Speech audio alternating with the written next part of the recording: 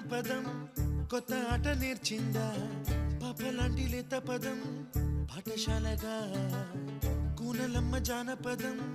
పల్లె దాటి వచ్చిందా చవడిల జానతనం పాట చూపగా కుంచెలో